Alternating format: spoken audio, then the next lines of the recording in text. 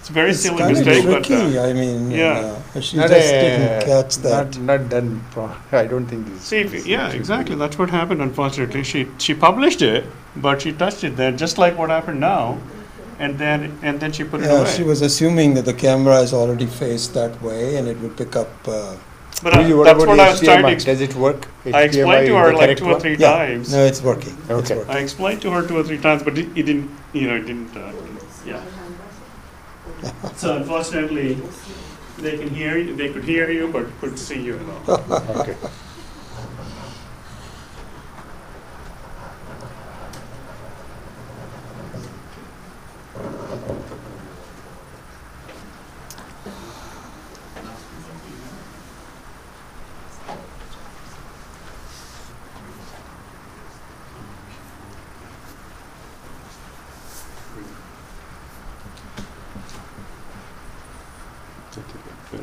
This is bad too much.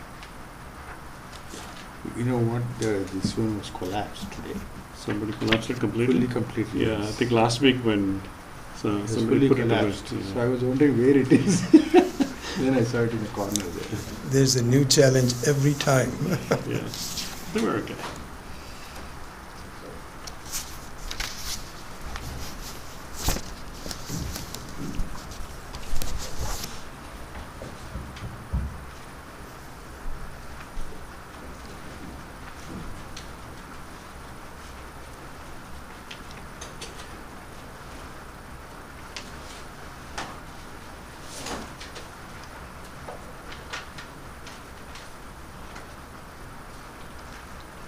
Krishna, you need to move. You can't see anything.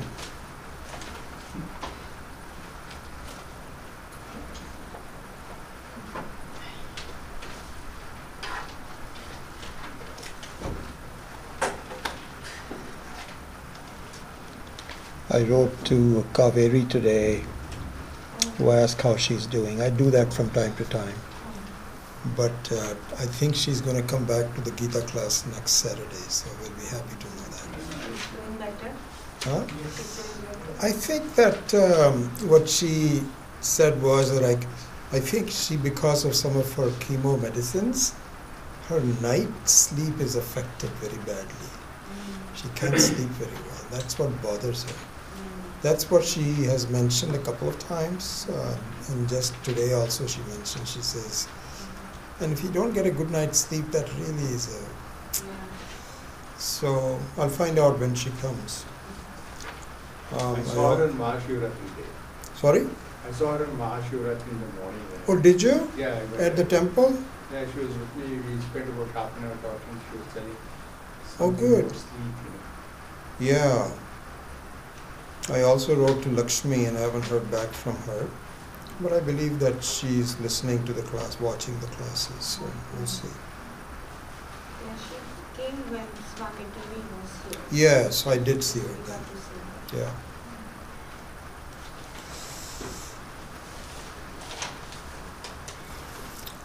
Okay, shall we start?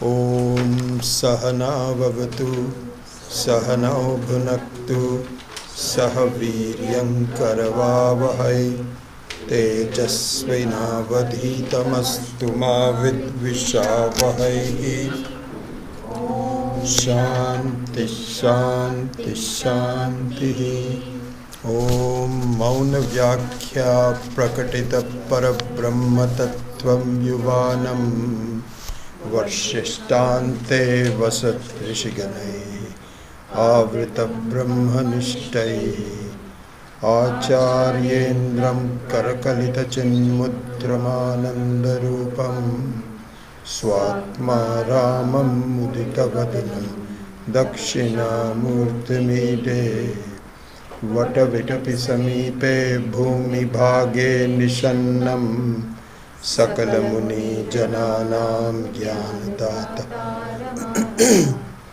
Tribhuvana Gurumisham Dakshinamurti Devam Sanamarana Dukkha Cheda Daksham Namami Chitram Vatataror Mule Vriddha Shishya Guru Yuva Gurostu Maunam Vyakhyanam शिष्यास्तु छिन्न संशया निधये सर्वविद्यानां विषजे भवरोगिणां गुरवे सर्वलोकानां दक्षिणामूर्तये नमः। ॐ नमः प्रणवार्थाय शुद्धज्ञानैकमूर्तये निर्मलाय प्रशान्ताय दक्षिणामूर्तये नमः। ईश्वरो गुरुरात्मेति मूर्तिभेदविभागिने व्योमवद्व्याप्तदेहाय दक्षिणामूर्तये नमः। ॐ विश्वं दर्पणदृश्यमाननगरी तुल्यं निजान्तर्गतं पश्यन्नात्मनि मायया बहिर्भूतं यथा निद्रया यत्साक्षात् कुरुते प्रबोधसमये स्वात्मानमेवाद्वयं तस्मै श्रीगुरुमूर्तये नमः। इदं श्रीदक्षिणामूर्तये बीजस्यान्तरिवाङ्कुरो जगदिदं प्राङ्निर्विकल्पं पुनः मायाकल्पितदेशकालकलना वैचित्र्यचित्रीकृतं मायावीव विजृम्भयत्यभिमः योगी वयस्वेच्छया तस्मै श्रीगुरुमूर्तये नमः। इदं श्रीदक्षिणामूर्तये यस्यैव स्फुरणं सदात्मकम् असत्कल्पार्थकं भासते साक्षात् तत्त्वमसीति वेदवचसा यो बोधयत्याश्रितान् यत्साक्षात्करणाद् भवेन्न पुनरावृत्तिर्भवाम्भोनिधौ तस्मै श्रीगुरुमूर्तये नमः। इदं श्रीदक्षिणामूर्तये नानाच्छिद्रघटोदरस्थितं दीपप्रभाभास्वरं ज्ञानं यस्य तु चक्षुरादिकरणद्वारा बहिस्पन्दते जानामीति तमेव भान्तुमनुमे एतत् समस्तं जगत् तस्मै श्रीगुरुमूर्तये नमः। इदं श्रीदक्षिणामूर्तये देहं प्राणमपीन्द्रियानपि चलां बुद्धिं च शून्यं विदुः स्त्रीबालान्तजडोपमास्त्वमिति भ्रान्ताभृशं वादिनः मायाशक्तिविलासकल्पितमः व्यामोहसंहारिणे तस्मै श्रीगुरुमूर्तये नमः। इदं श्रीदक्षिणामूर्तये राहुग्रस्तदिवाकरेन्दुसदृशो मायासमाच्छादनात्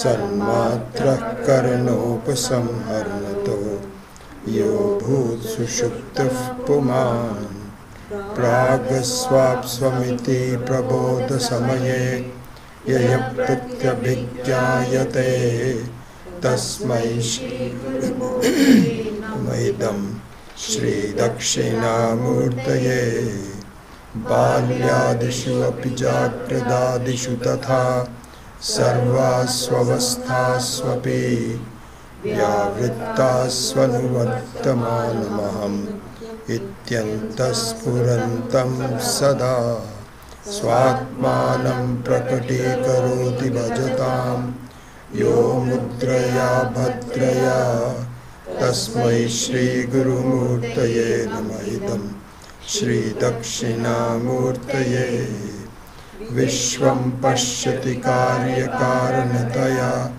स्वस्वामी सम्बन्धतः शिष्याचार्यतया तथैव पुत्राद्यात्मना भेदतः स्वप्ने जागृति वा य एष पुरुषो माया परिभ्रामितः तस्मै श्री गुरुमूर्तये नमः इदं श्री दक्षिणामूर्तये भूरम्भांस्य नलो निलो अम्बर्महर्नार्थो हिमांशुः पुमान् इत्याभाति चराचरात्मकमिदं यस्यैव मूर्त्यष्टकम् नान्यत् किञ्चन विद्यते विमृशताम् यस्मात् परस्मात् विभोः तस्मै श्री गुरुमूर्तये नमः इदं श्री दक्षिणामूर्तये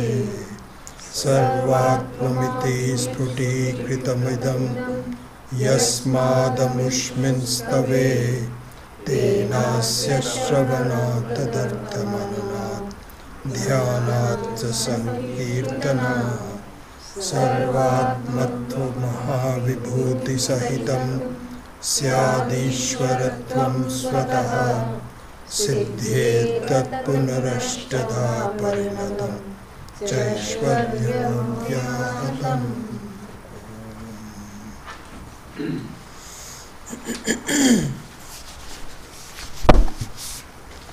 So we start the 10th verse.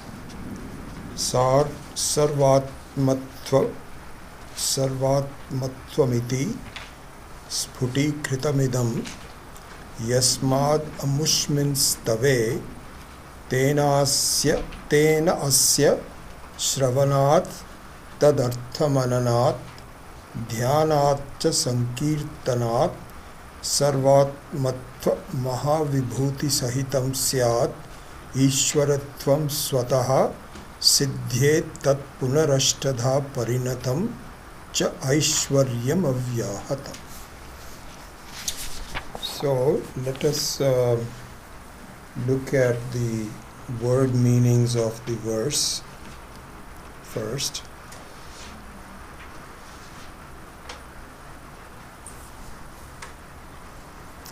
Before looking at the word meaning of the verse, the title of this verse, as given by Swami Maheshananji, is Atma Purna Kamaha.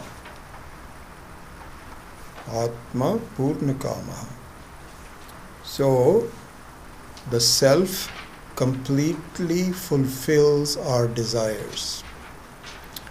More accurately, the knowledge of the self completely fulfills our desires.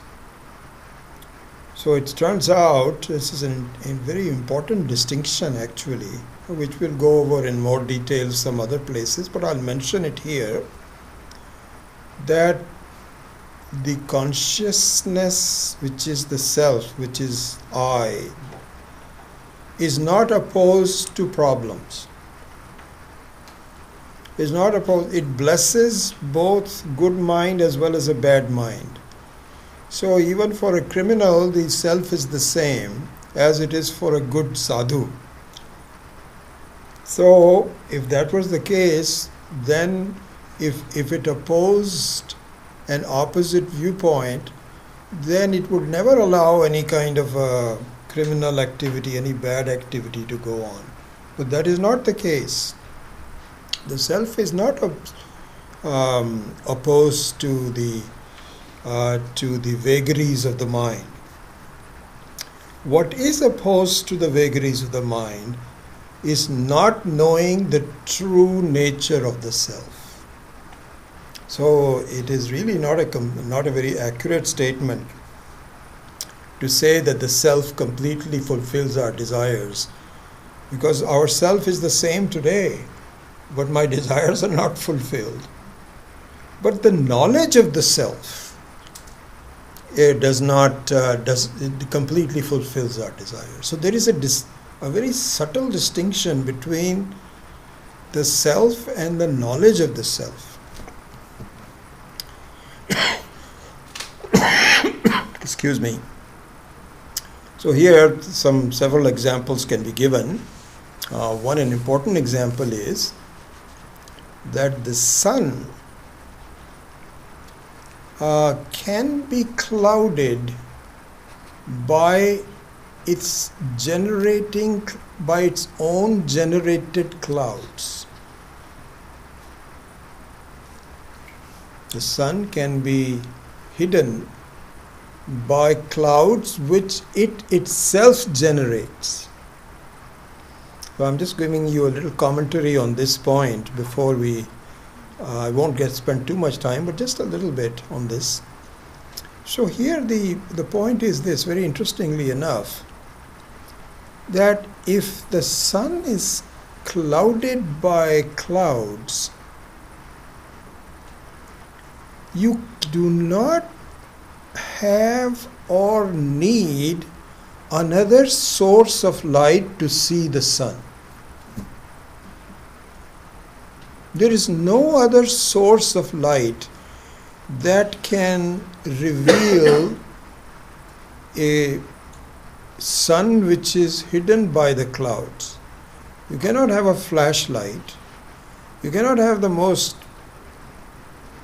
powerful searchlight there is. It's not possible. It is in fact the most powerful source of light in the whole universe, which is the sun itself. So what needs to happen is that the clouds need to dissolve. Somehow or the other, the clouds need to, the fog, this happens so interestingly enough in the mornings, that it is going to be a very sunny day, very bright day. But just for a short time, there is dense fog that makes it look dark. And the fog can actually be dissolved very quickly. And what dissolves it is the sun itself. So here the analogy is, the sun is like the self. Various aspects of why the sun is done, why the sun is analogous, why the self is analogous to the sun, because it does not need another source of knowledge. It itself is knowledge. It is self-revealing, and in fact, through the light of the self, everything else is revealed. Just like the light of the sun, everything is revealed. So this is the one thing. However, it is possible that the doubts about myself can cloud my vision of the self.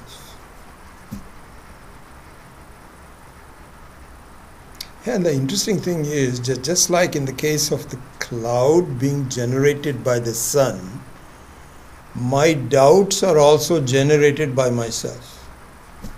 Very close analogy. And because my doubts are clouding the self, I don't get a clear view of the self. I have a distorted view. I have a covered view. As we will see, this is an important verse to highlight this, that it makes me look very limited. And my doubts make me look limited. So here the point is, now you can close the loop and see what I started with, that the self, so here fulfilling the desire is equivalent to seeing an uninterrupted sun and all the benefits of a sunny day. That's the fulfillment of the desire. That's equivalent to the fulfillment of the desire. And the sun is not opposed to being covered. In fact, it itself covers itself.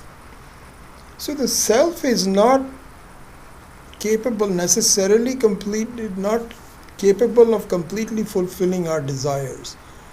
But a doubtless self, the knowledge of the self, is the one that fulfills our desires.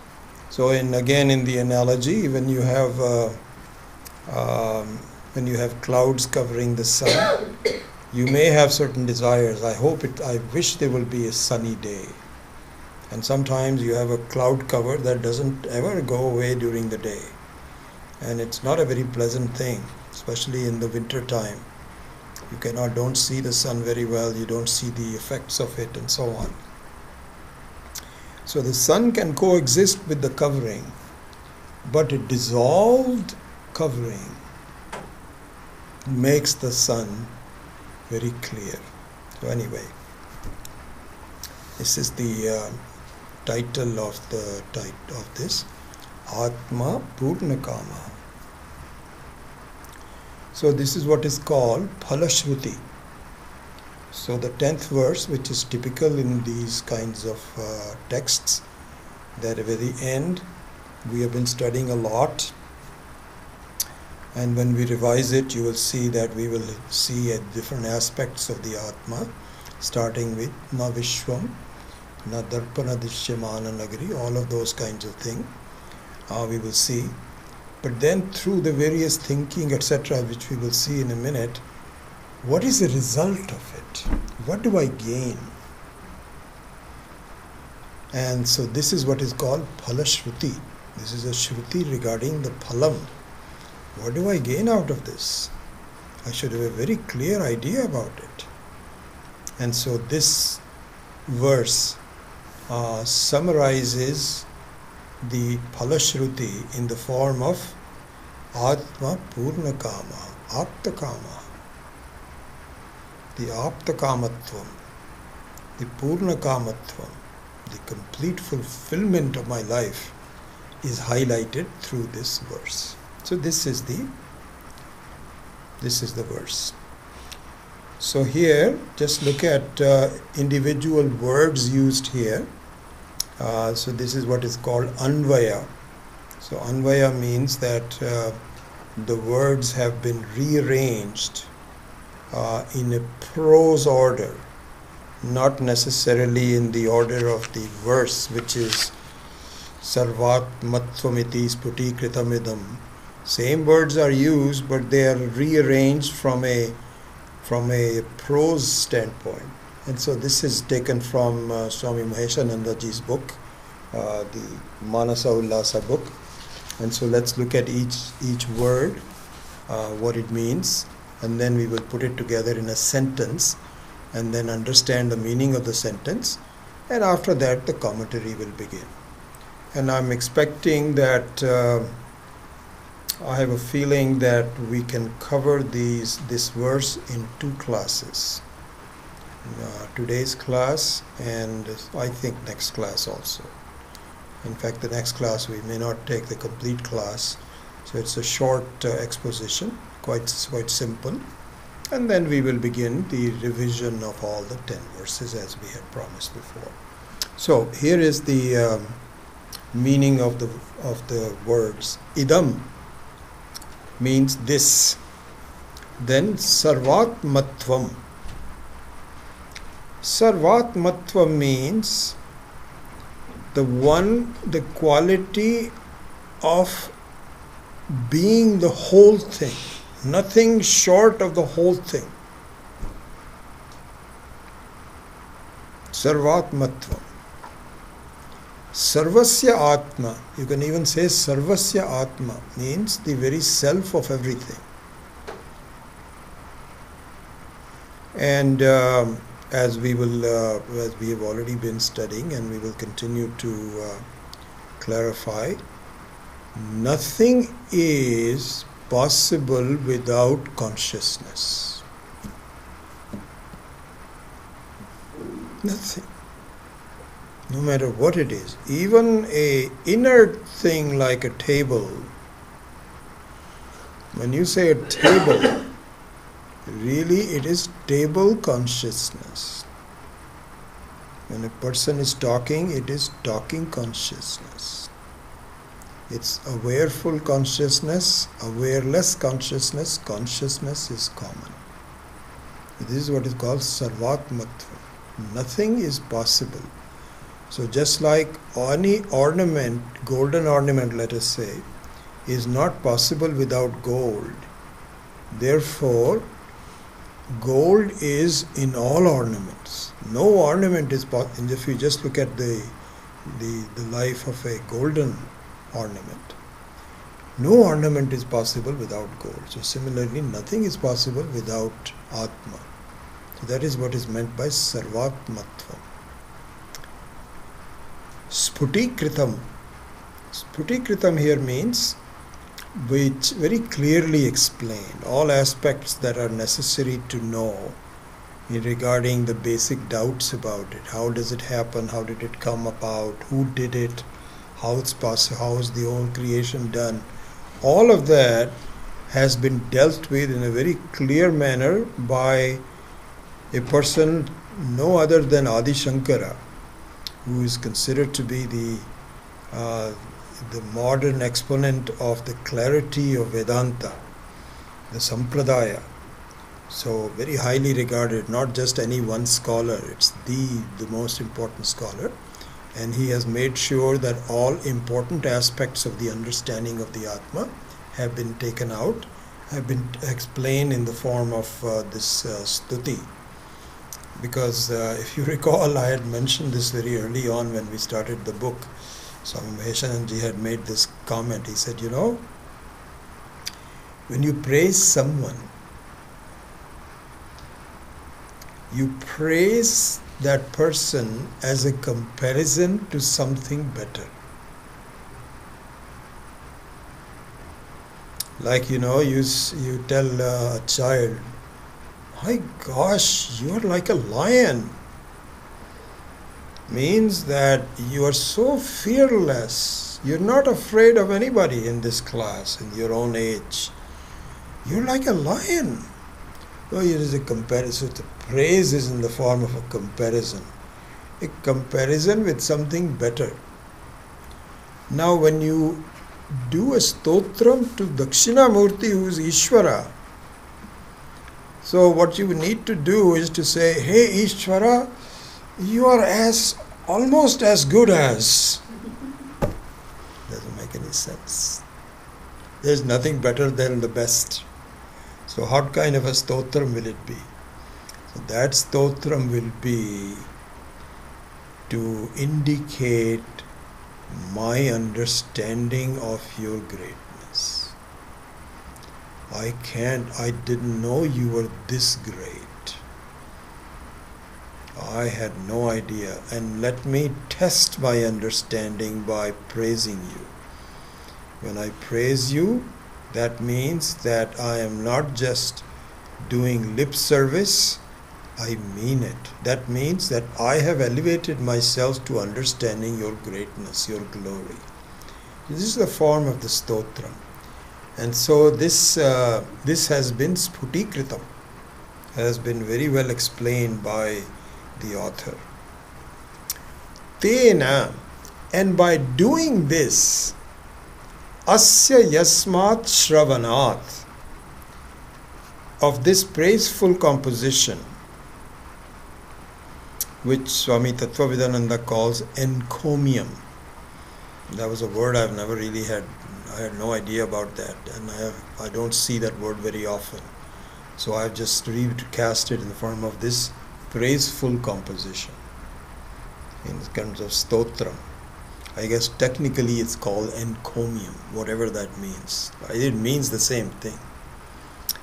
And because it has been sputikritam, therefore now comes my elevating myself to an understanding of the clarity of Ishwaratvam. How is that done? Yasmat, Shravanat, Arthamananat, Dhyanat, and Sankirtanat. 4 things are mentioned. Shravanat, Arthamananat, Dhyanat, and Sankirtanat. Then something happens. But through these methods, I feel I am elevating myself in the understanding of the Sarvatmatvam Ishvara, of Ishvara. and sarvatmatvam of myself as a self. So this is being talked about. So first one is Shravanat.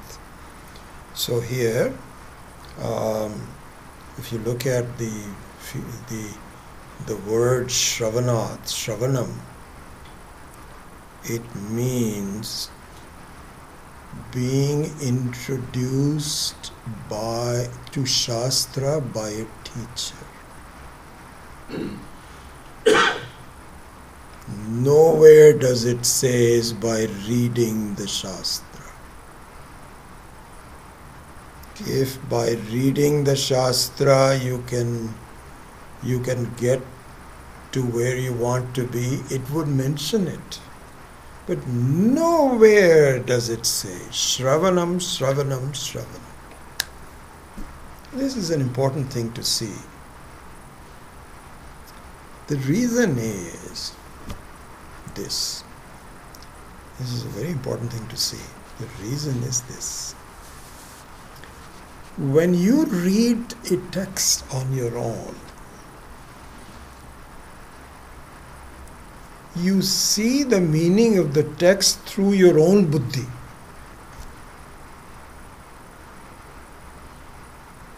You dissect it from the standpoint of your own understanding. And here Swami Vaishyananji makes it very clear. He says, a book like the Gita, Bhagavad Gita, which is called the fifth Veda. It is as good as Vedas. Forget about Upanishad, just a man-made text like Gita. If you start reading it yourself, you'll be totally confused. Totally confused. As I don't know about you, but I was. Why? Because you approach it from the standpoint of your own limited understanding. And Gita in particular is very confusing. Synonyms are used that don't appear to be intuitive.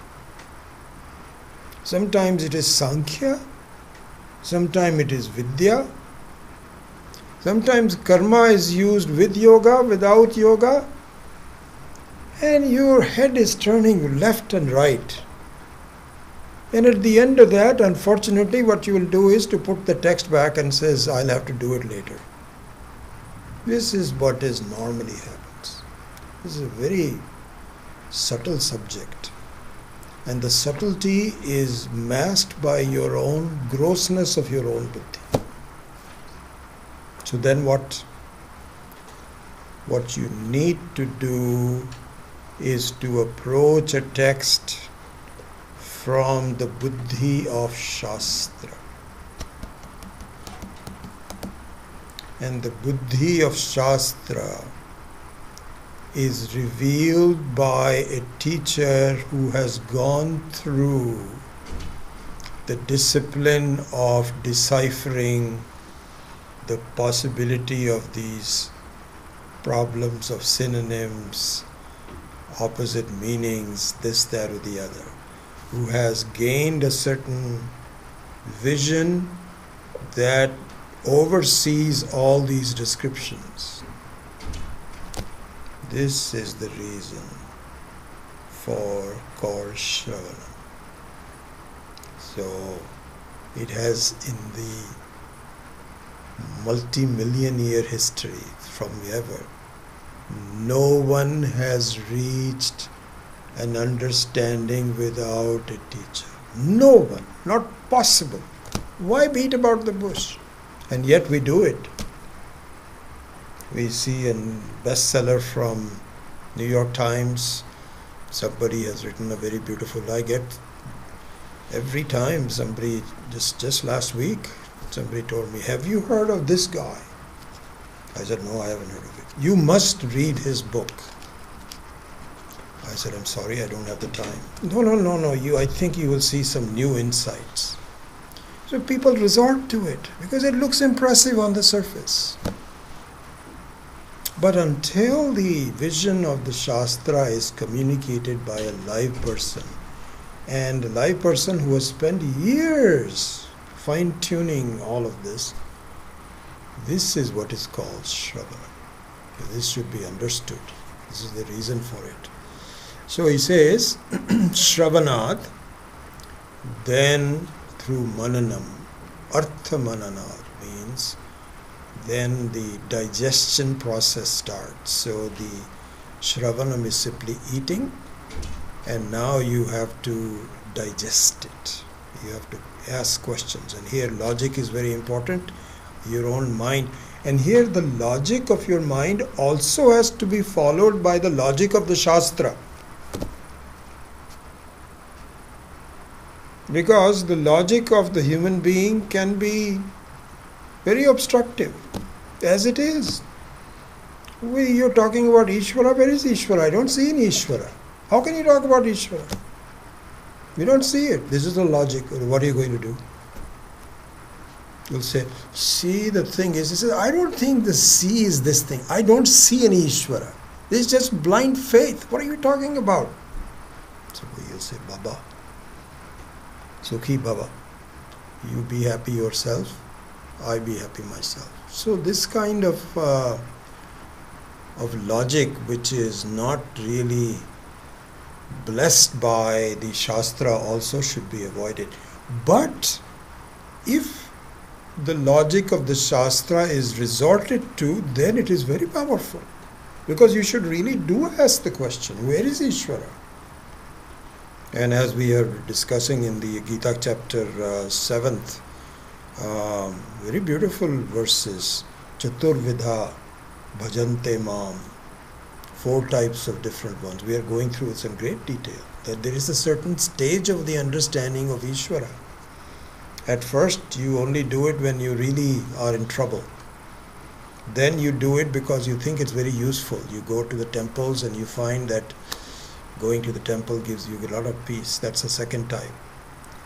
Then comes, now you have to really Shrotriya Brahmanishta.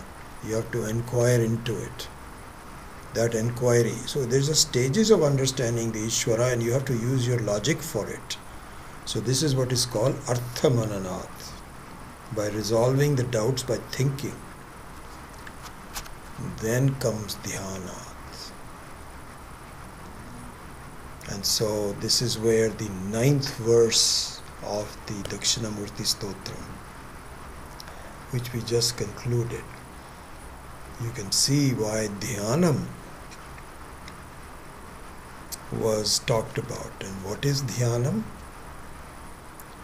Dhyanam means short of complete understanding, not jnanam. Short of understanding, but you know it is there, but you don't get it.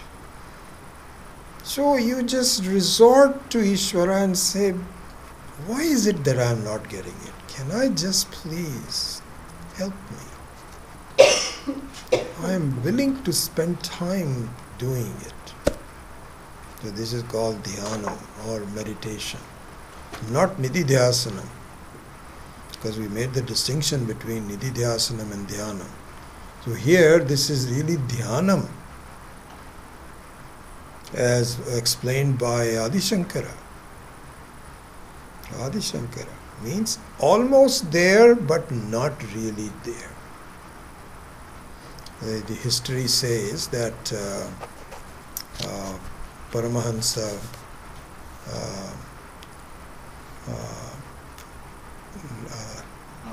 Ramakrishna, Paramahansa Ramakrishna has a very interesting, Swami Maheshananji, I think, spent a lot of time in Balur Mutt, because he has given a lot of very interesting stories about Ramakrishna.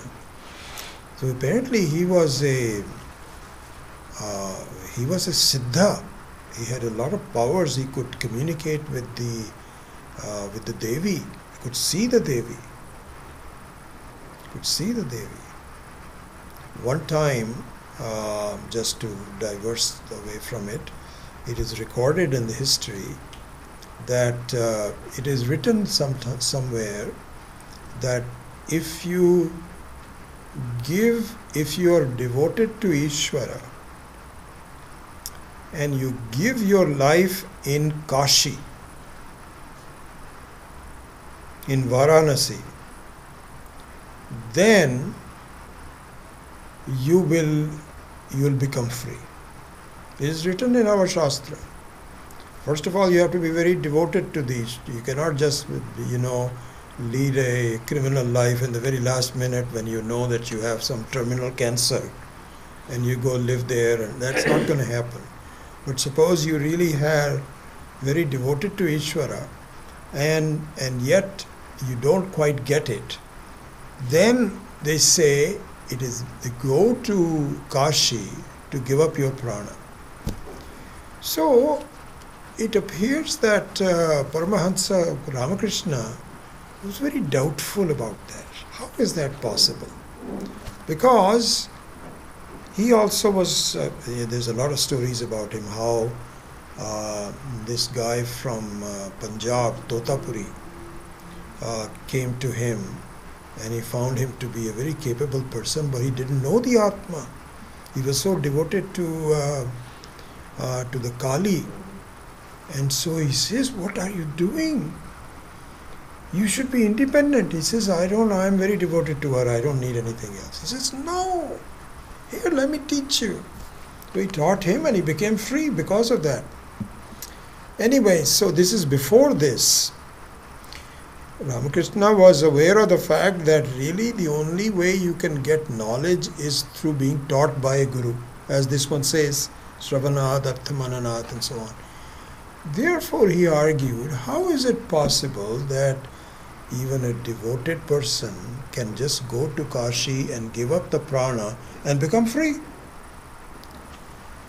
It appears, and I am willing to just believe this, it appears that by his intense devotion, he could tell an old lady who was about to die in Kashi, he could see the vision of this old lady picked up in his lap by Shiva. And Shiva whispered some things in her ears, which is the Shravanam, that you are the whole thing. What are you talking about? And she became free. He could see that directly from his eyes. This is what the history says. Amazing. I mean, if you can see that the mirror breaks when Kumbhabhishekam is, what is the big thing about this? And so, anyway, going back to the word dhyanat, so the dhyanam here means being very devoted to, means that if you have not yet developed a extreme love for study and understanding, you are not ready for dhyana. You are not ready for dhyana. That means that you are still at the very early stages. And so when you live and breathe the truth, and at every possible way, whenever you have a few minutes, you go back to it, this you are now ready for dhyana. So all these kinds of things, through Shravanam, through Arthamananam, through dhyanam, and then closer to Sankirtanat, Samyak Kirtanat, not just an ordinary kirtan where you say Hare Ram, Hare Krishna, but the very thought of Ishvara, very thought of Sarvatmatvam just makes you so happy. And then you also share it with others.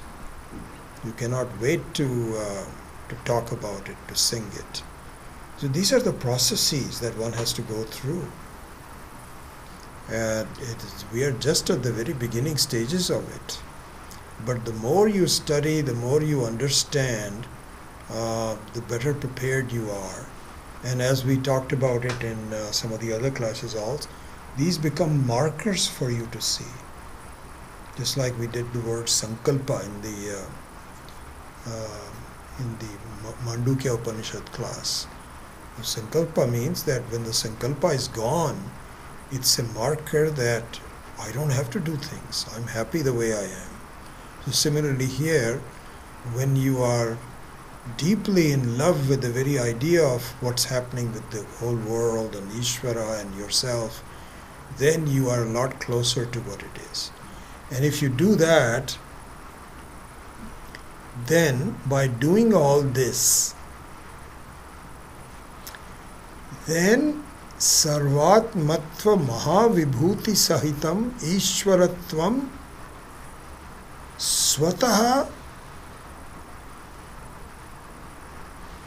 syat. So let's look at the meaning of this last portion of this verse. So sarvatmatva mahavibhuti sahitam. So there's a lot to talk about here, and we'll have to go to the next class to explain this. But so there are two things involved here. One is sarvatmatva, which is we have already seen that in the beginning. The second one is mahavibhuti sahitam. So vibhuti means special powers. So here very briefly it is said ashtadha, eightfold powers, and we might go into that next week. So vibhuti means that you remember in the Sai Baba's case, you see that vibhuti is taken out. So that vibhuti, where there's some special powers, from what I'm told that the ashes come out of the picture of Sai Baba, and sometimes tears and so on. And so here the Ashtadha Parinatam is for eightfold powers, where you can become lighter, heavier, and you can see other people's minds, and so on and so forth. Those are called siddhis, also called vibhutis. So along with sarvatmatvam, mahavibhuti sahitam is also possible to be had. So this is a kind of a controversial thing, and we will spend a lot of time, not a lot of time, but some time discussing this aspect of it. I won't go into that very much today, but just to give you an idea that by doing Shravanat, Arthamananat, and then Sankirtanat, Dhyanat, etc., you attain Sarvatmatvam along with the Siddhis. This is the phalam. This is the phalam. And you also gain what is called Aishwaryam. So the Aishwaryams are part of the Vibhuti. So these are mystical powers, like Ramakrishna being able to see that Shiva actually is whispering Tattvamasi to this lady who is about to die. Mystical powers. And these become established for the person. So this is the Shruti, Phala Shruti. So let's look at the sentence for this.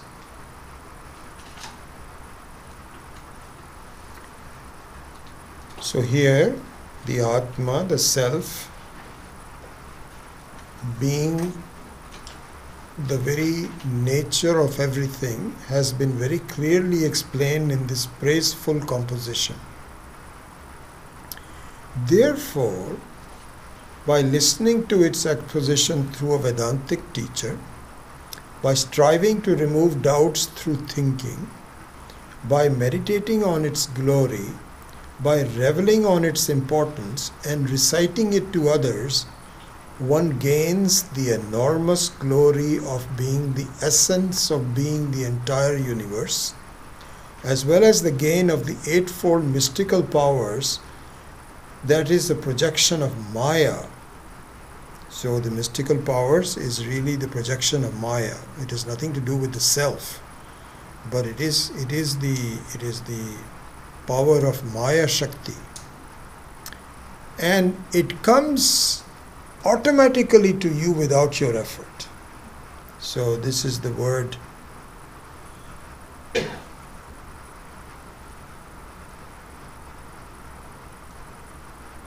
Swataha. Swataha syat. Swataha syat means by itself it happens. There's no effort involved on your part. In fact, there should not be any effort involved on your part. But this is the meaning of the verse that you should know, and it'd be good for you to. In fact, I think what I would do when we start revising all the 10 verses is to request you that you go over in your mind when you recite the Sanskritam. You should have an idea of what the meaning of the verse is, not the implications and so on, but just the meaning, just like this one right here. For all 10 verses, it should be clear to you. This is not too much to ask, and I think you should really give yourselves this challenge that you will convert the Sanskritam into an English, because this is how we are thinking, and that you should be clear about that.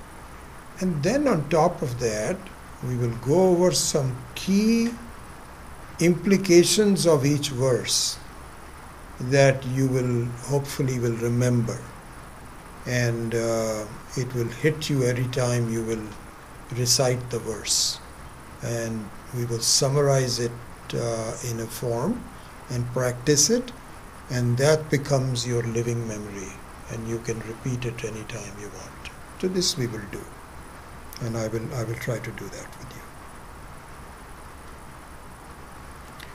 Okay, so now let's go into the commentary of this verse. Okay. So this next paragraph, gaining the fruits of this text, comes from the very first Manasa Ullasa verse by Sri Sureshwaracharya. And as you know, Sri Sureshwaracharya is one of the 4 disciples, direct disciples, most well known. I'm sure that he had many disciples, but these 4. So this is the Sureshwaracharya, Totakacharya, Hastamalakacharya, and Padmapadacharya. These are the 4 disciples. In my puja room I have a picture of Shankara in the middle, and these 4 disciples. It's a beautiful picture about this big, which I've been carrying with me for 40 years. It's a very rare print. So when I do the puja, I ask for their blessings. So Padmapadacharya, Totakacharya, Hastamalakacharya, and Sureshwaracharya. So this book, Manasa Ullasa, is written by Sureshwaracharya, in the direct disciple of Sri Shankaracharya. So the very first verse he says is this one. I'll read it to you, because I won't read the rest of them, but at least the first one, number 1. He says, Parichinnam aham bhavam parityajya anushangikam Purna aham bhava labha asya stotrasya phalam uchyate. So he says that what happens is that you gain the fruits by understanding this text which is obtained by relinquishing the caused identity, which is called anushangikam aham bhavam. I'll explain that in a minute. Caused by the which is created by the caused identity, something which is caused by some factors. Anushangikam aham bhavam, changing from that identity to an identity which is not caused by anything, which is your own natural self, not caused. It has always been like that. And the caused identity is a limited identity. The uncaused identity is the unlimited identity. So Brahmatvam, Purnatvam, Sarvatmatvam, just like space, is the uncaused identity. Whereas a room space, a kitchen space, a bathroom space, etc., is caused by some external things.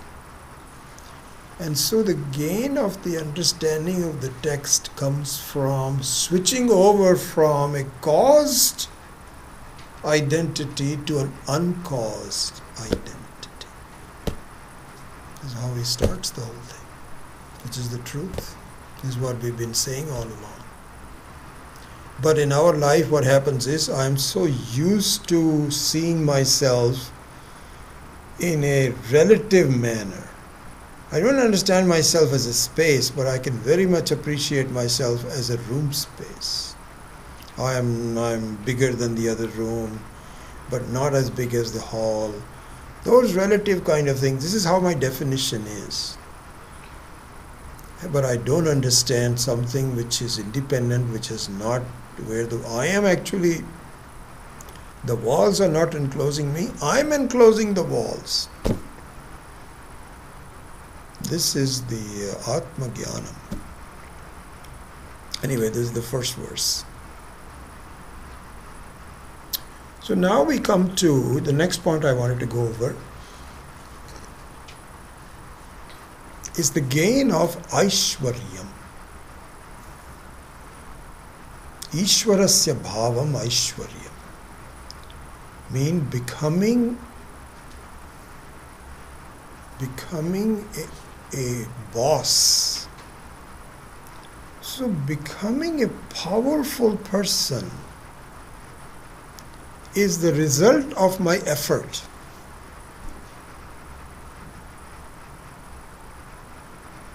So these days you see these democratic debates, and they all want to be president.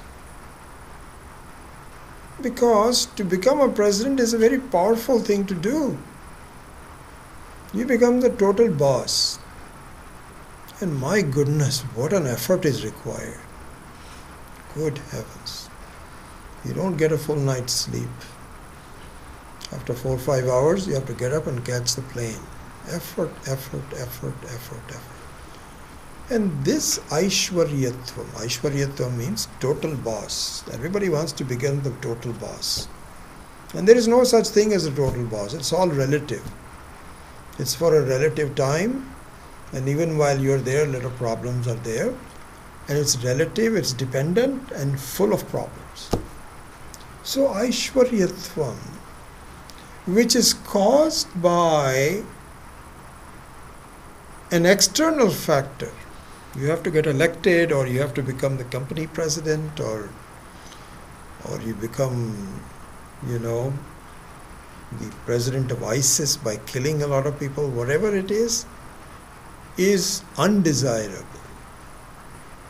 Don't do it. The bigger the power, the more, what is it called? The head of the king, what's the English saying? The the fall of the head of the king is even worse, or something like that. You know, there's an English saying. The higher the rise, the faster the fall. Or something? No, it says something rolling. Rolling stones don't gather. Huh? Rolling stones don't No, gather. not that. Absolute power corrupts absolutely. No, not that one. It says that uneasy lies the head that wears the crown. You think that this guy is the king and he's really worried. And so, however, opposed to that is Aishwaryam, that can only reside without an effort. Is that possible? Yes, it is possible, and it is possible only in one person, which is Ishvara. So Ishvara has an effortless total power. He doesn't want to become the boss. Just by definition, bossness comes to him. And how does bossness come to him? Because he has the Maya Shakti as a natural aspect of being Ishvara. And this Maya Shakti is very beautifully described by our Acharyas as being the shadow of a human being. Let's look at this. Beautiful. So if you're going and there is a light somewhere, along with your going, your shadow also goes. And the shadow is a shadow of yourself. It doesn't have your complete glory. If you're wearing nice, colorful clothes, that doesn't go to the shadow. It's a black, monolithic black. But if you're going, the shadow is also traveling. The rest of the things are not traveling, but the shadow is a very dynamic thing. It is going with you. And the shadow is going not because you want it to go. It's not as you are saying, shadow, come with me. Don't leave me. And another thing, the shadow is neither connected to you nor disconnected to you. Very beautiful thing to see. Bhinna na. In fact, in the Viveka Chudamani, this description goes, I don't remember the exact verses. Very beautiful explanation of the Maya Shakti. It's a very strange thing. It is not bhinnam. It's not as though there is no shadow, there is a shadow which goes separately from you. That will be a bhinnam. Neither it is abhinnam. Not separate from you, neither it is separate from you, neither not separate from you. It's a very strange thing. But Ishvara has the power to project. So the projecting power of the Ishvara, which is all of us, this whole plurality, the multiplicity, the beauty, the problems, it is not as though it is connected to Ishvara. Neither is it disconnected to the Ishvara. It's like a shadow, it just happens by itself. Beautiful. What an explanation. And so the Aishwaryatvam of Ishvara is natural by the Maya Shakti with it. And if you want to be that kind of a boss, The only way is to see that you are non-different from that Ishvara. All other kinds of bossism is fraught with problems. If you talk to each one of these people, Bernie Sanders and so on, and say, please don't do it, they'll say, are you crazy?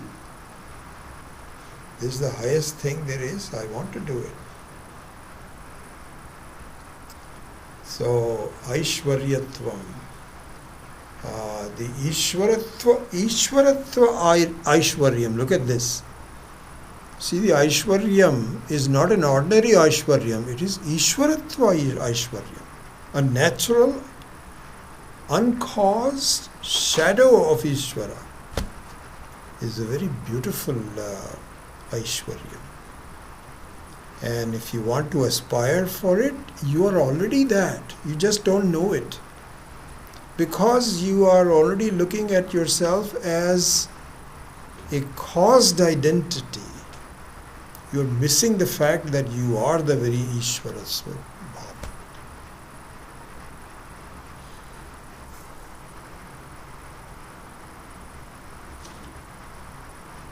Then I will end the class with the thought.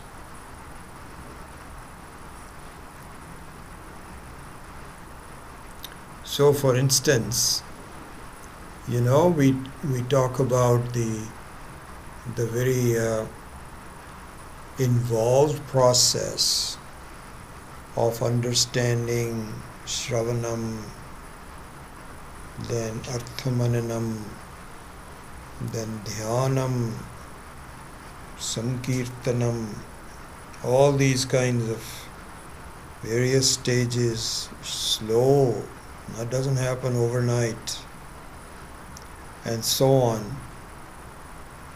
The appreciation of the glory of myself is not just a matter of just saying the self is free. You don't just get it. Because, take for instance, one of our students, I won't name him, but he had asked a relatively new student that came only about a year or so ago.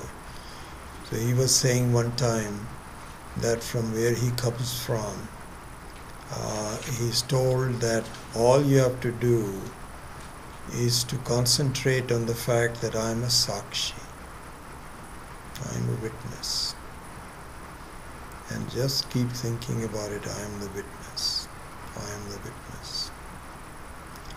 See, this doesn't lead to any wisdom. It doesn't lead to the appreciation of the glory. It's a start. It is not wrong that I am the Sakshi. Then what? What I have to understand is the implication, the profound implications of being a Sakshi.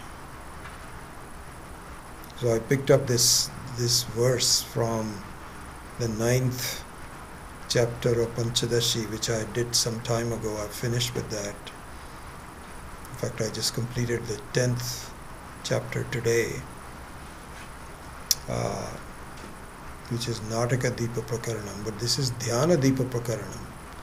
So there, Sri Vidyaranya ji says that really by this process of Shravanat, Arthamananat, Dhyanat, Sankirtanat, you will begin to appreciate the implication of being a Sakshi.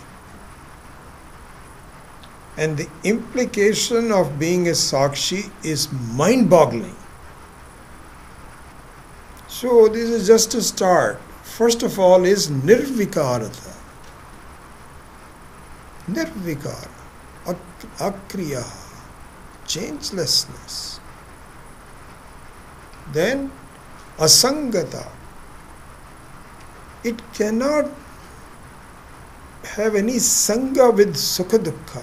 Not possible. Like the rope has no sangha to the snake. Not possible. It's just a projection on top of it. This has to be thought over. Not clear. Nirvikarata, asangata, then nityata. And nityata includes never being born. I'm always been there.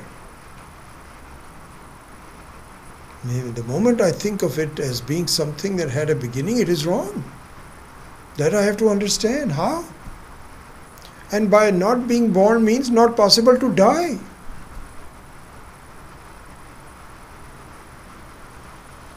That has to be thought about. Then swaprakashata. Not only swaprakashata but also swayam siddhatva. That I am self-existing. My gosh, the implications of that. Self-existing. I don't need food. Is that clear to me? No. So just simply by saying Sakshi, Sakshi, Sakshi, what is that going to do? I have to really delve into it, because that is the truth. Ekata. Non-dualness. Everything else is just has a lower level of reality. Purnata. Sarvatmatva. So this is the true appreciation of the glory of the Atma. And when that happens, then this text has done its job on me. And I am complete. And I have nothing that is left to be done. Krita krityata. Whatever is to be done is finished. I don't need anything. I am complete. This is the Phalashruti. So that's the last one of the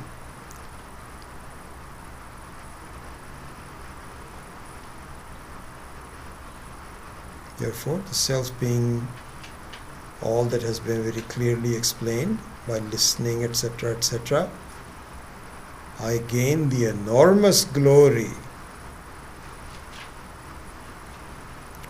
of being the essence of the entire universe. And then the gain of the eightfold thing is trivial.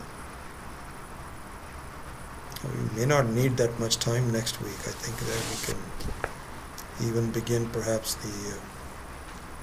the Manasa Ullasa goes through all the 8 different mystical powers and so on. We'll briefly touch on it just to make sure that you are, but in all Vedanta it's not necessary.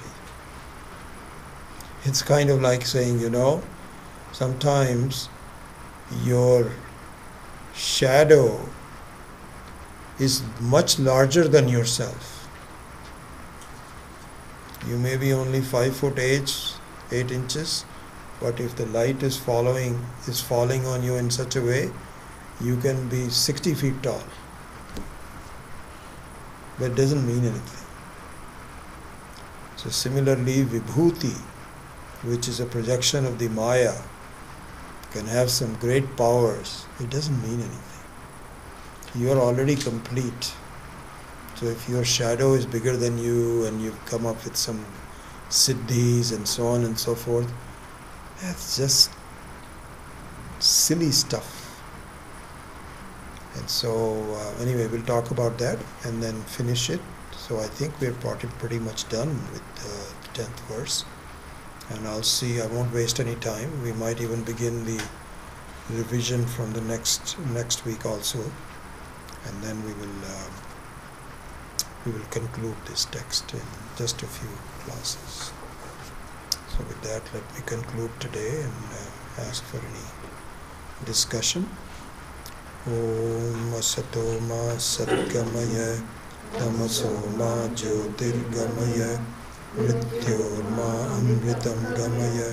Om Purnamadav Purnamidam Purnamudachyate Purnasya Purnamadaya Purnamevavashishyate. Om Shanti Shanti Shanti. Hari Om Shri Gurubhyo Namaha. Hari Om. Questions? Becoming a Siddhi validated anywhere this is part of DakshinaMurthi that Shankaracharya is saying, but is that validated anywhere else? Because these are taken to be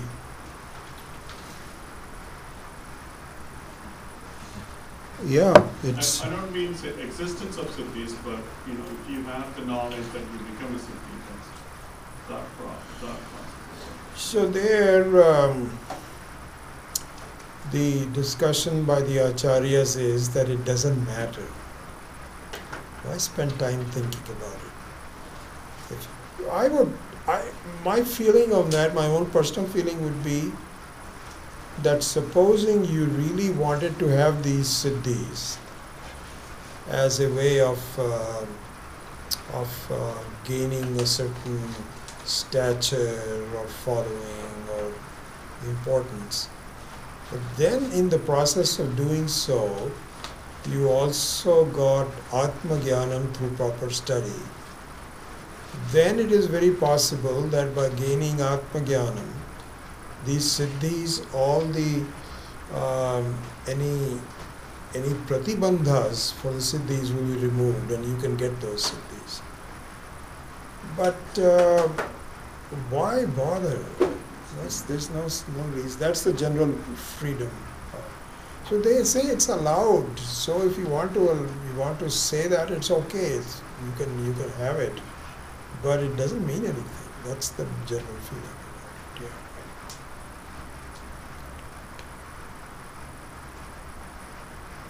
But it is possible, definitely, that all these eightfold siddhis, and it's very. I don't have any expertise or knowledge about this and all that. I can only visualize that yogis, not only from one life, but if you just want to be a siddha and you want to completely devote yourself over several lives, then yes, you can get it. Nothing is impossible. So, example, in this autobiography of a yogi, where Sri Yukteswara lived for 2000 years, I believe that. It's very possible. Very possible. But why? Because even in the Kathopanishad, Dharmaraja is talking to Nachiketas, and first he tries to dissuade him that, take this, take that, why do you want to do this? And he says, no, I want the best. Then he starts praising him. He says, Nachiketas, you are better than me. Do you know, I wanted to become a Dharmaraja for this entire 50 million years. Now I'm stuck with it. I have to do this job for, this is how silly that is. Even though I know I am free and it's not a burden on me, but you bypassed me. So Yamaraja has to perform his duties. Every time somebody has to die, he has to send somebody there himself, or he himself has to be there for 50 million years. Then he becomes totally free, and there are some other people like Bernie Sanders who are willing to become the next Dharmaraja. They say, yes, whatever it is, I want to do that. So there's no dearth of people who are waiting in the line. But he praises Nachiketas and he says, you are great. You don't want even that also. So it's possible. siddhis are possible, yes. But what's the point? What are we doing next? We were talking. So interesting that you should ask that. It's been on my mind. I'm thinking that I will really take a broad look at the whole teaching curriculum. It hasn't happened. I've been doing this for now 25, 20 years. One text after the other and so on. I need to sit back and see how am I helping, how am I not helping, what should I do, how is your time best spent. So it could be that we may have some time, hopefully not very long, when we are not doing anything until we get the whole thing completely revised. I see several trends. I see that many of the more experienced students don't come anymore, and there's a whole list of them. So they are not of much value to them. They have found some other ways to do so.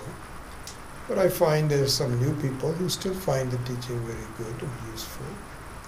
So I'm willing to do the best I can. So I think one thing I'm going to do, I'm going to develop a kind of like a survey and offer it to you and ask you to think about what is best from your standpoint, including whether we should have the Tuesday night class or not. Should we just have the 2 Saturday classes? Or perhaps another option is that on Tuesday night I simply teach a class from my home, that I can just do a video from my home, and you don't have to come here, or you can also, so all kinds of possibilities are there. So I'm going to do a general survey of your needs and so on, and we'll go from there. I also think that the people have gotten benched up together. There's not as much stratification between introductory classes and the very experienced classes. On the experienced side, I'm hamstrung because that really should be taught in Sanskritam.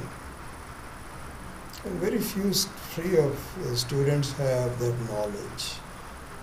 That is where I'm capable of teaching Brahma Sutra, Bhashya,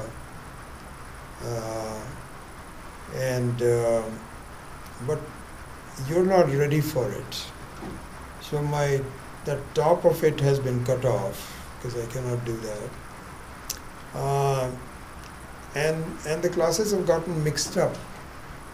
So there are 2 or 3 classes that I can still teach in terms of my timing, but we need to have a very clear stratification of the beginning, then your ones somehow. Well, lots of ideas are there, but I want to see what you think I should do, because I do have some of my own ideas, but I need to dovetail it with your requirements.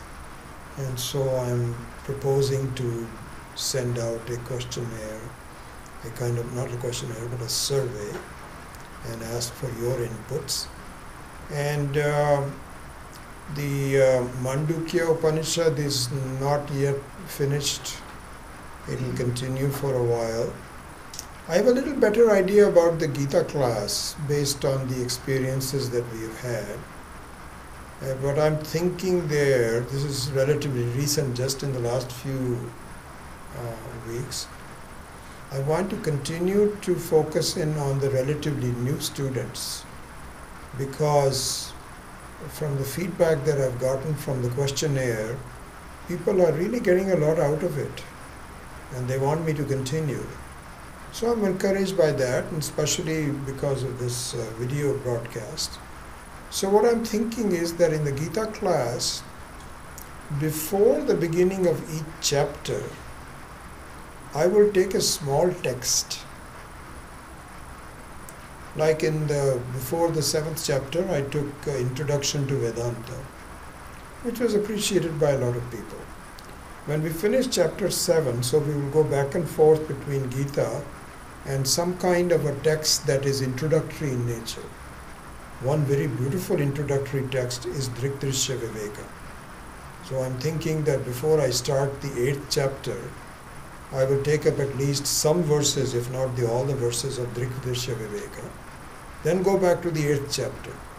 So the Gita class, I think, is a lot more clear in my mind as to what I want to do. But what I want to do in terms of the experienced class, Mandukya class, and the Tuesday night class is less clear to me. And I want to hear from you to see what your requirements are, what you want to do. Do you have to do that on a weekday? Or can you substitute it to Saturday? Are you okay with watching it after the fact perhaps? And also some topics, because there is no dearth of topics. Lots of, as I think Kuldeep and I were discussing it, that we can just do Panchadashi. A lot of beautiful topics from Panchadashi. So much to be learning.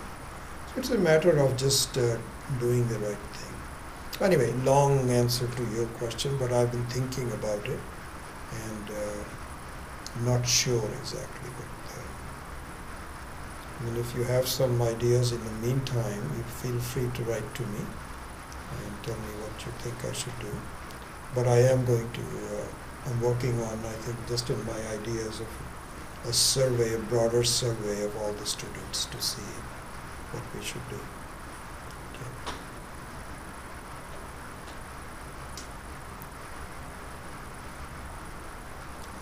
So that's where we're at.